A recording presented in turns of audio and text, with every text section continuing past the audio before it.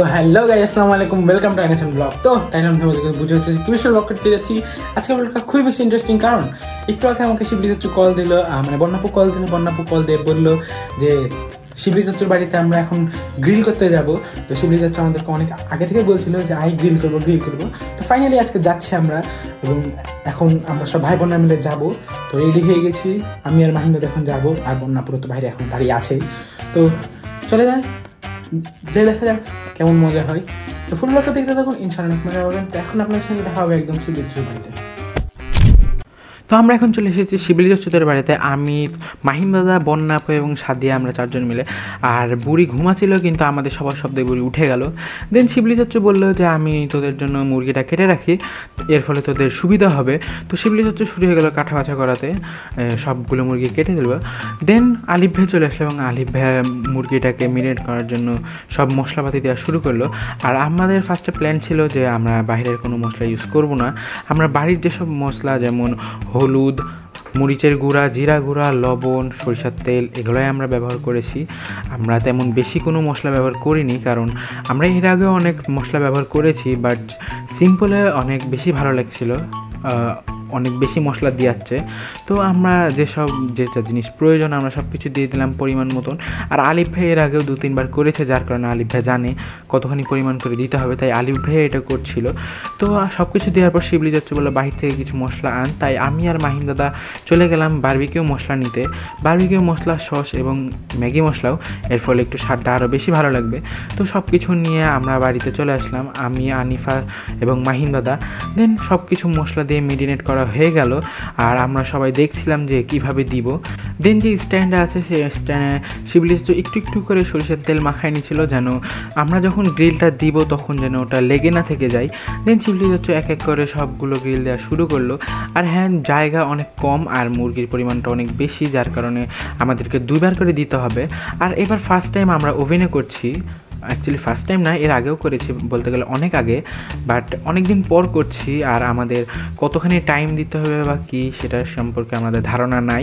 আমরা যতবারই গ্রিল করেছি ততবারই হয়তো বা আমরা কয়লায় করেছি অথবা গ্যাসে করেছি, বাট এবার ফার্স্ট টাইম যেহেতু ওভেনে করছি, সেহেতু সবাই মিলে অনেক রিসার্চ করছিলাম যে কত মিনিট দিতে হবে বা কীভাবে করতে হবে।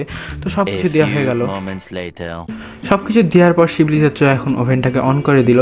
তো আমরা যেহেতু প্রথমবার করছি, তাই আমরা ভাবছিলাম যে কত মিনিট দিব, তাই সবাই মিলে আমরা ডিসকাশন করে বললাম যে ফার্স্ট টাইমে আমরা 30 মিনিট দিয়ে দেখি, আর যদি পরে মনে হয় যে ভিতরে কাঁচা আছে বা আর একটু দেওয়ার প্রয়োজন, তখন আমরা আবার ওটাকে উল্টিয়ে দিব, কারণ 2 সাইডে হলে তখন খেতে ভালো লাগবে।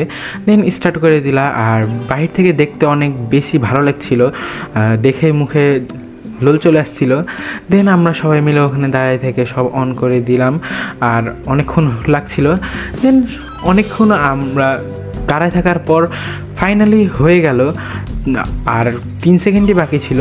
দেন যখন শেষ হয়ে গেল, শিবলি চাচু আসলো, এসে খুলে দেখলো। আর শিবলি চাচু খুলে দেখার পর দেখলো যে ভিতরে উপর দিকটা প্রায় হয়ে গেছে, বাট মনে হচ্ছিল বাইরে থেকে যে দেখতে একটু কাঁচা কাঁচা লাগছিল। তো তাই একটা কাঁটা চামচ দিয়ে শিবলি চাচু একটু ট্রাই করে দেখবে, আর আমরা সবাই বললাম যে ওটাকে উল্টে দেওয়া উচিত। দেন শিবলি চাচু যখন কাঁটা চামচ দিয়ে দেখলো, তখন শিবলি চাচু বুঝতে পারলো যে ওটাকে আর একটু হওয়া উচিত, কারণ ভিতরে অনেক কাঁচা হয়ে। তো দেন শিবলি চাচু সব কিছু ওটাকে উল্টিয়ে দিল, কারণ উপর দিকটা ভালো হয়েছে বাট নিচ দিকটা একটু কাঁচা আছে। দেন শিবলি চাচু বললো যে শুধু কি গ্রিলই খাবি রুটি দিয়ে, এভাবে ভালো লাগবে না, তোরা মিওনিজও কর। দেন আমরা সবাই মিলে মিওনিজ করছিলাম, আর শিবলি চাচু করছিল আর আমরা বলছিলাম। আর মিওনিজ করতে বেশি উপকরণের লাগে না, খুব কম পরিমাণের জিনিসই লাগে, যেমন গুঁড়া দুধ, ডিম, সয়াবিন তেল আর চিনি। তো প্রথমে আমরা গুঁড়া দুধ দিয়ে দিলাম, আর এগুলো সব আমাদের চোখের মাপ যে আমরা কতখানি দিব। দেন আমরা 10 চামচ গুঁড়া দুধ দিয়েছিলাম, আর পরিমাণ মতন আমরা চিনি দিয়েছিলাম। আপনারা চাইলে বাড়িতে এভাবে মিওনিজ করতে পারেন, মিওনিজ করা খুব ইজি। দেন আমরা 2টা ডিম দিয়ে দিলাম, মিওনিজে ডিম লাগে, তো 2টা ডিম দিয়ে দিলাম, আর একটু বেশি পরিমাণ করা লাগবে যেহেতু সবাই আমরা খাবো। দেন 2টা ডিম দিয়ে দিল শিবলি চাচু ফাটিয়ে। ডিম দেওয়ার পরে শিবলি চাচু অনেকগুলো সয়াবিন তেল দিয়ে দিল, আর হ্যাঁ, মিওনিজে অনেক পরিমাণ সয়াবিন তেল প্রয়োজন হয়, তো এটা অনেক বেশি ক্ষতিকর, তো আপনারা দেখে শুনে খাবেন। দেন আমরা এখানে মিওনিজটা করে ফেলেছি আর সবাইকে টেস্ট করেছিলাম। আর হ্যাঁ, একটু লাল লাল হয়েছে, কারণ আমি এটাতে আবার একটু টমেটো সসও অ্যাড করতে বলেছিলাম। দেন দেন আমরা সবাই মিলে এখানে আসলাম আর দেখলাম যে আর বেশিক্ষণ নাই, আর 12 মিনিটই বেঁচে আছে। দেন আমরা আবার এখানে চলে আসলাম আর সবাই মিলে আবারও মেয়োনিজ করা শুরু করে দিলাম। আর একটু একটু চিনি গুঁড়ো গুঁড়ো হয়েছিল, তাই আমরা একটু বেশি করে ব্লেন্ড করে নিয়েছিলাম। আর আবার আমরা পরে যে সেকেন্ড টাইম ছিল সেটা দিয়ে দিলাম, কারণ আমি বললাম প্রথমেই যে একবারে সবগুলো দিতে পারিনি। সব কিছু হতে হতে আমাদের প্রায় 1টা বেজে গেল, তাই আমরা সব এখানে রেডি করা শুরু করছিলাম। প্রায় হয়ে গেছিলো, তাই আমরা সবাই থাল খোলা শুরু করে দিলাম। আর ওখানে আর একটু টাইম ছিল, বেশি টাইম ছিল না। তো সব কিছু হতে হতে এখানে আমাদের গ্রিলটাও হয়ে গেছিলো, তো তাই আমরা সব গ্রিলগুলো তুলে ফেললাম একটা প্লেটে তোলার পর আমরা সবাই মিলে খাওয়া দাওয়া শুরু করে দিলাম। আর আমাদের যে ফার্স্টে হয়েছিল সেটা আমরা আরেকবার গরম করে নিলাম, কারণ ওটা খেতে আরও ভালো লাগতো।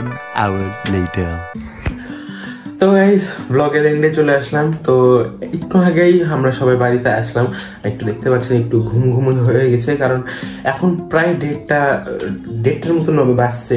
তো আমরা সবাই মিলে চলে আসলাম। আজকের ব্লগটা তেমন বড় কোনো ব্লগ না, জাস্ট ছোট্ট একটা ব্লগ, যে ইফতার করে হঠাৎ করে আমাদের প্ল্যান হয়ে গেল যে গ্রিল করি, কারণ শিবলি চাচুরা নতুন একটা ওভেন কিনেছে।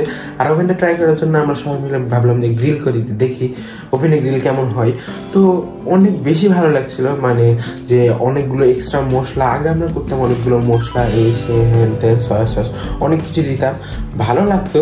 বাট সিম্পলে আরও বেশি ভালো লাগছে। আর ওভেনে করে একটু জুসি টাইপ ছিল, অনেক বেশি ভালো লাগছে। আপনারা ট্রাই করতে পারেন। তো সাথে আমরা মেয়োনিজ করলাম, বাহির থেকে রুটিও অর্ডার দিয়ে আমরা সবাই মিলে একসাথে খাওয়া দাওয়া করলাম। প্রায় 1:30 বেজে গেল। তো হয়তো আজকে রাতে সেহরিও করবো না। তো আজকের ব্লগটা এই পর্যন্তই, দেখা হবে পরবর্তী কোনো ব্লগে। এভাবে আমি ছোট মজার ব্লগ আপনাদেরকে দিতে থাকবো। তো যদি ভিডিওটি ভালো লাগে ভিডিওটি একটি লাইক করে দেবেন, চ্যানেলটিকে সাবস্ক্রাইব করে দেবেন এবং একটা কমেন্ট করে দেবেন যে আপনাদের ভিডিওটা কেমন লেগেছে। তো আজকের ব্লগ এই পর্যন্ত, দেখা হবে পরবর্তী কোনো ব্লগে। ততক্ষণ ভালো থাকুন, সুস্থ থাকুন। ধন্যবাদ। Thanks for watching.